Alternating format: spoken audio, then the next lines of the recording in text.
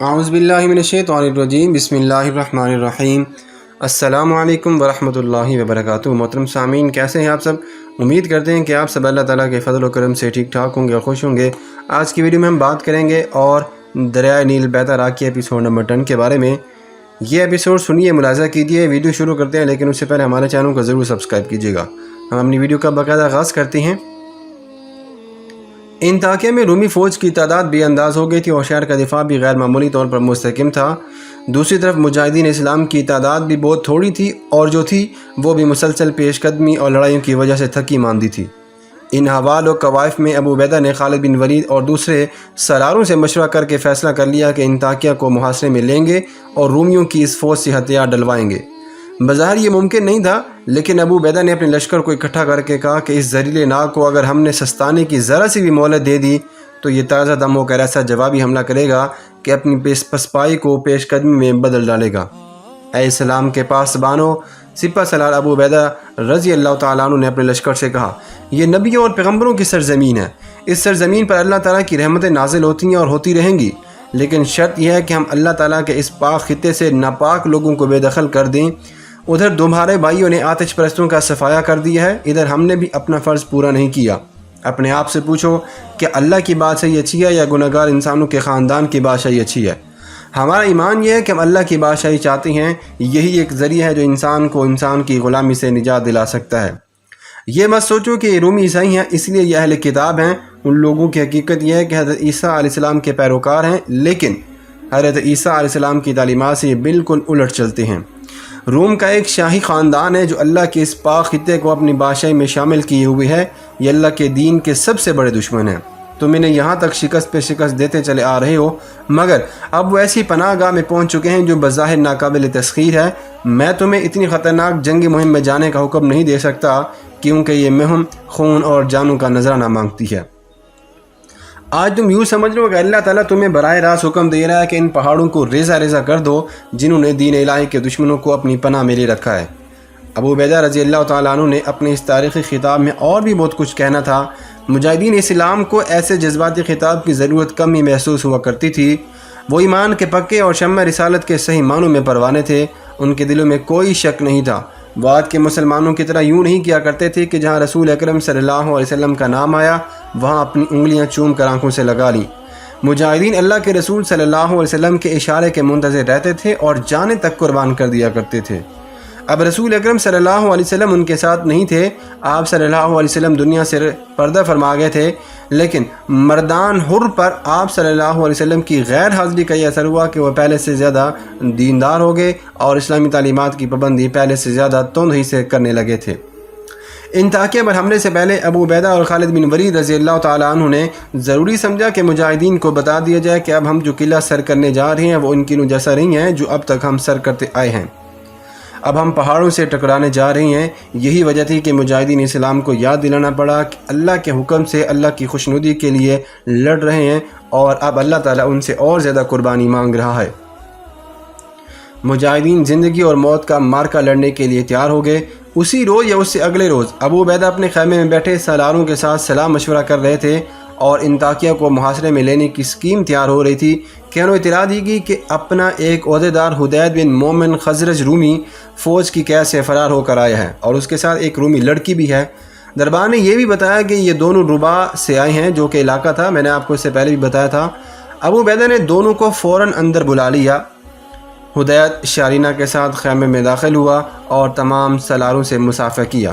حدید اور شارینہ کی کیا بات ہوئی تھی، اگر آپ نے ہماری وہ ویڈیو نہیں دیکھی تو ڈسکرپشن میں لنک موجود ہے، آپ جا کر اس ویڈیو کو بھی دیکھ سکتے ہیں۔ میری داستان سفر خاصی لمبی ہے، حدید نے کہا۔ آپ کے پاس جب اتنی فرصت ہوگی مجھے بلا لیں، ابھی کچھ ضروری باتیں ہیں جو آپ کو بتانی ہیں، یہ سن لیں۔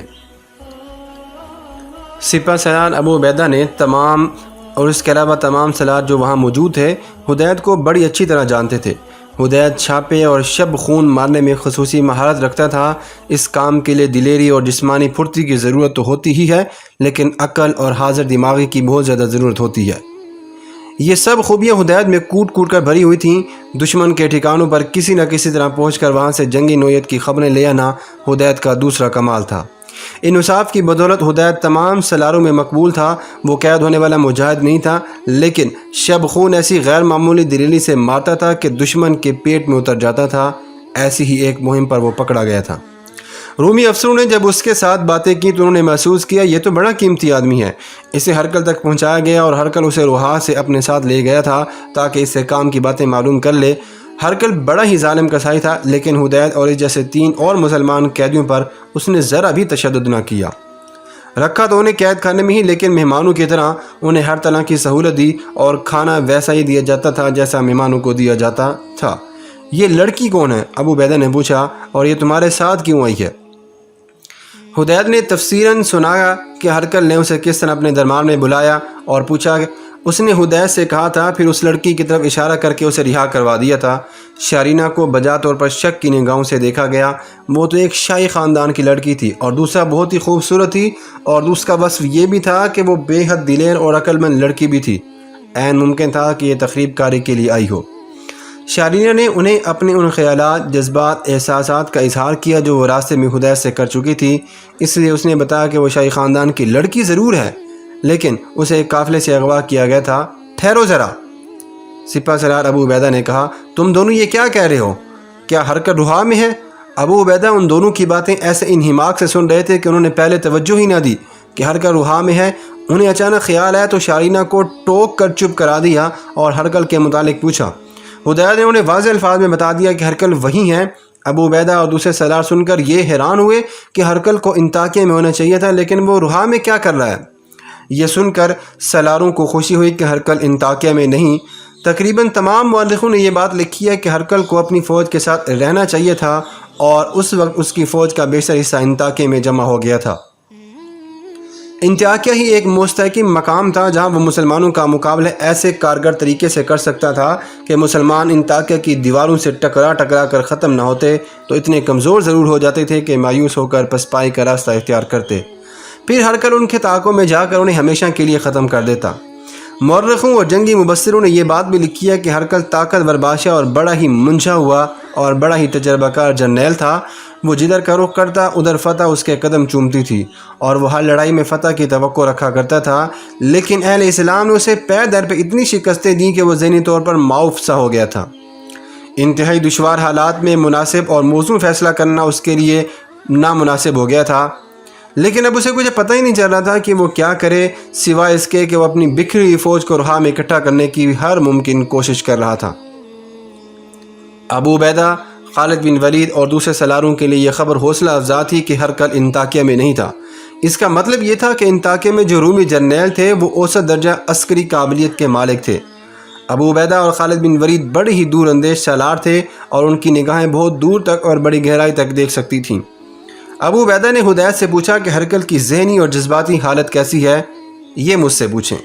شارینہ نے کہا، جس شخص نے اپنے ساتھ ایک شاہی نجومی اور ایک شاہی جوتشی رکھا ہوا ہے اور اپنے فیصلے ان کے ذائچوں کے مطابق کرتا ہے، اس کی ذہنی اور جذباتی حالت کو سمجھنا کوئی مشکل کام نہیں ہے۔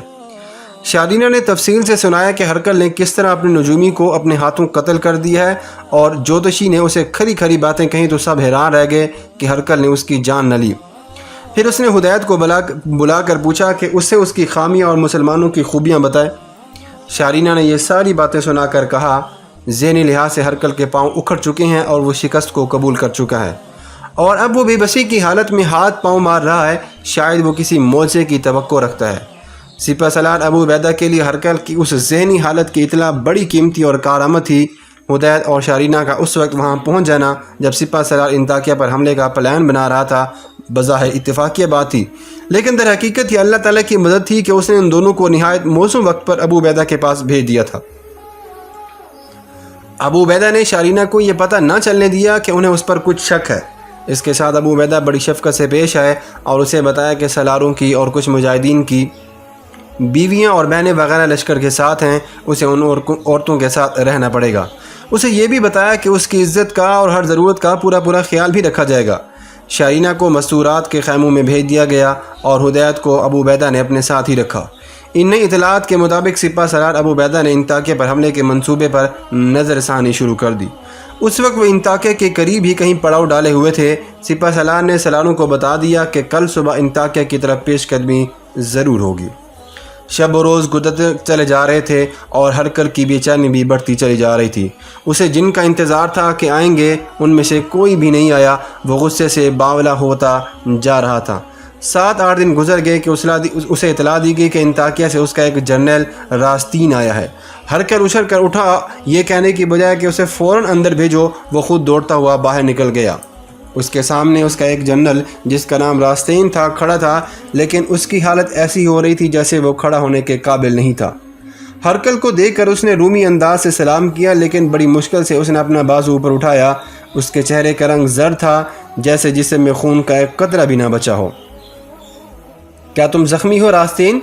ہرکل نے اس تک پہنچ کر دونوں ہاتھ اس کے کندھوں پر رکھے اور پوچھا۔ نہیں کیسر روم، راستین نے تھکی ماندی آواز میں جواب دیا۔ جسم پر کوئی زخم نہیں، دل بری طرح زخمی ہے۔ ہرکل نے دربار کو حکم دیا کہ راستین کو سہارا دیں اور اندر لے جا کر بٹھا دیں۔ وہاں محافظ دستے کے کچھ آدمی بھی موجود تھے۔ سب دوڑے آئے اور راستین کو سہارا دینے لگے، لیکن اس نے ان کے ساتھ ہاتھ جھٹک ڈالے اور ہرکل کے کمرے کی طرف چل پڑا۔ وہ یوں چل رہا تھا جیسے اس کے ٹخنوں کے ساتھ وزن بندھا ہوا ہو۔ وہ سر جھکائے قدم گھسیٹتا کمرے میں گیا اور گر پڑنے کے انداز سے بیٹھ گیا۔ ہرکل نے سب سے پہلے اسے شراب پیش کی اور پھر دربان کو بلا کر کہا کہ کھانے کے لیے کچھ لے آئے۔ ہرکل اسے چپ چاپ دیکھ رہا تھا، جیسے اسے کچھ پوچھنے سے ڈر رہا ہو۔ یہ تو اس نے محسوس کر لیا تھا کہ راستین کوئی اچھی خبر نہیں لایا ہوگا۔ کیسر روم، راستین نے شراب کے چند گھونٹ پی کر کہا، انطاکیہ ہاتھ سے نکل گیا ہے۔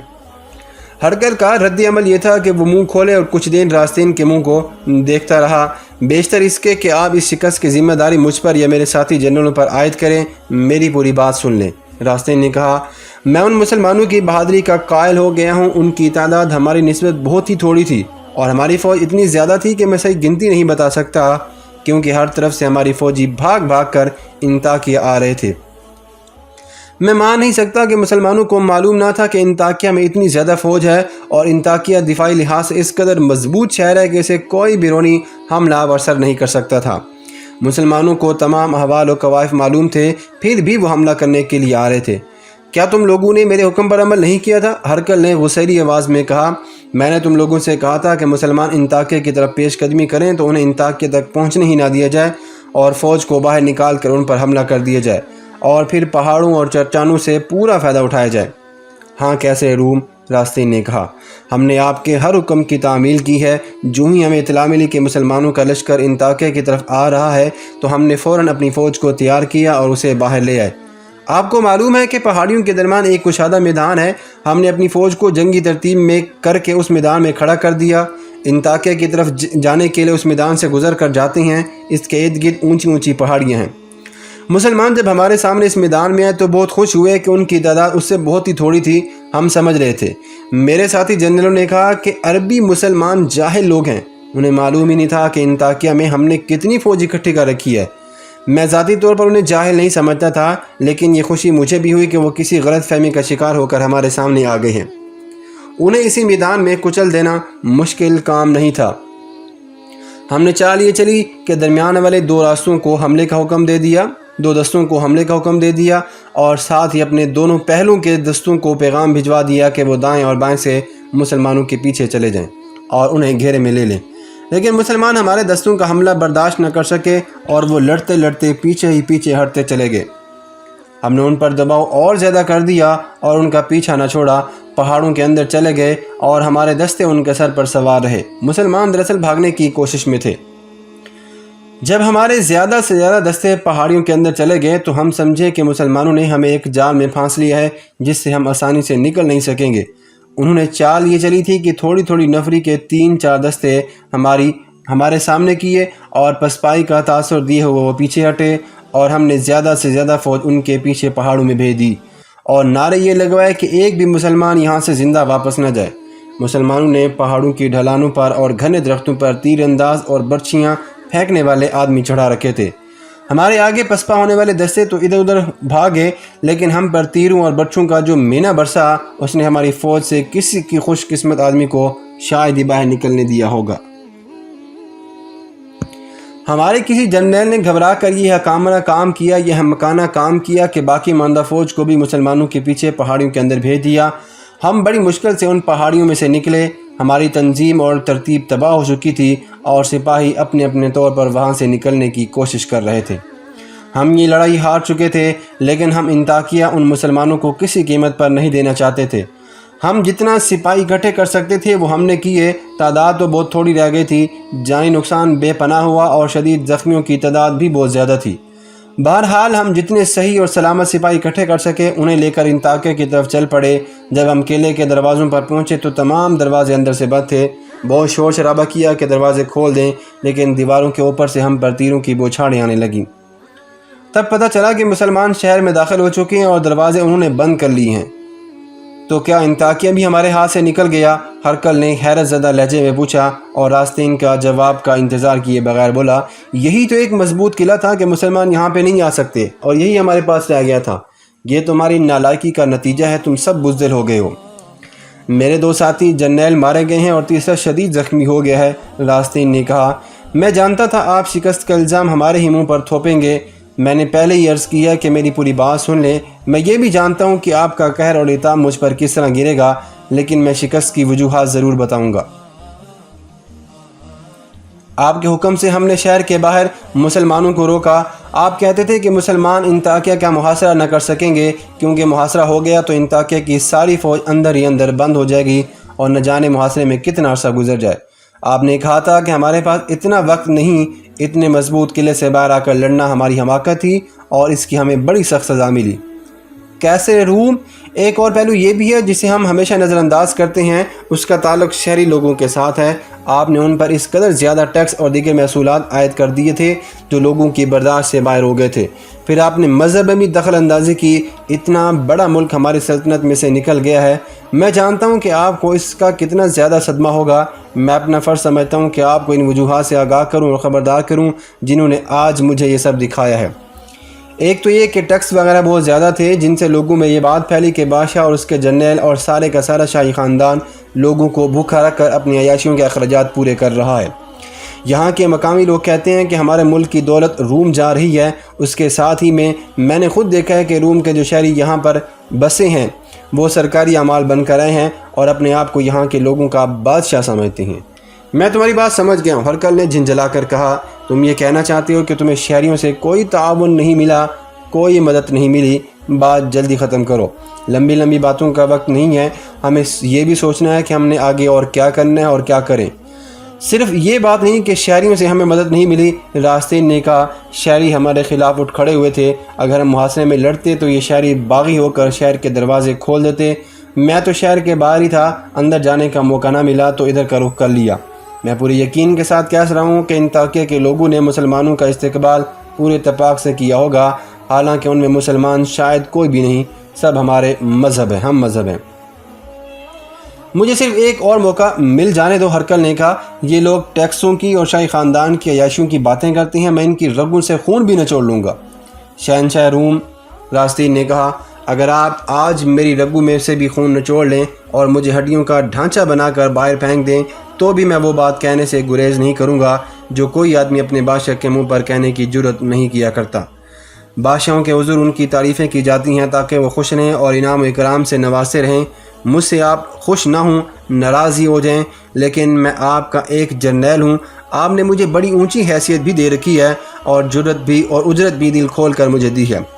میرا فرض یہ بنتا ہے کہ میں آپ کو تمام حالات سے آگاہ کروں، اور میرا یہ بھی فرض بنتا ہے کہ سلطنت روم کی حفاظت اور اس کا پھیلاؤ، لیکن میں شکست کھا کر آ گیا ہوں۔ میں اپنی اس بے ذاتی اور بے عزتی سمجھتا ہوں، اس میں مجھے آپ کی عظمت بھی عزیز ہے۔ میں نمک حرامی کروں گا اگر میں حقیقت پر پردہ ڈال کر آپ کو خوبصورت تصورات میں الجھا دوں۔ کیا تم اصل بات فوراً نہیں کر سکتے؟ ہرقل نے گہری بھری آواز میں کہا۔ اصل بات سن لیں، راستین نے کہا۔ دشمن کو اس لیے برا نہ کہا کہ وہ دشمن ہے۔ دشمن نے ہم پر فتح حاصل کر لی ہے اور اس کی پیش قدمی اور ہماری پسپائی جاری ہے۔ دیکھو اور غور کرو کہ دشمن میں کون سی طاقت ہے اور ہم اس طاقت سے محروم کیوں ہو گئے ہیں۔ ہم لوگوں کی رگوں سے خون نچوڑ لینے کے ارادے سے باندھتے ہیں، مگر ہمارا دشمن اپنے ساتھ ایک اور نظریہ اور ایک عقیدہ لایا ہے جو لوگوں کی رگوں میں خون ڈالتا ہے، نچوڑتا نہیں ہے۔ ہمارے دشمن کا عقیدہ انسان کو انسانیت کا مقام دینا ہے۔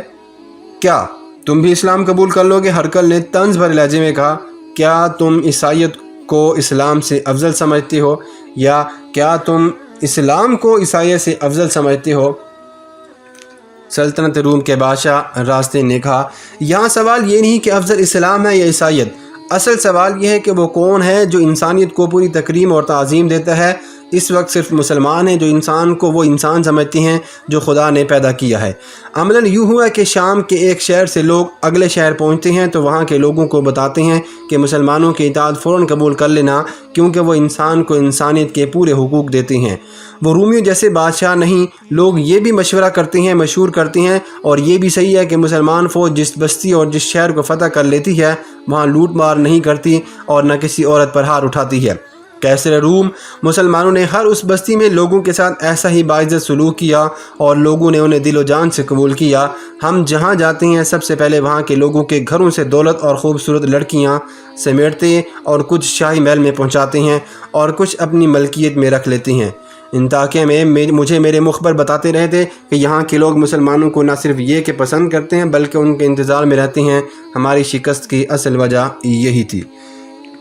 راستے نے ہرقل کو تمام تفصیلی خطرات سے آگاہ کر دیا۔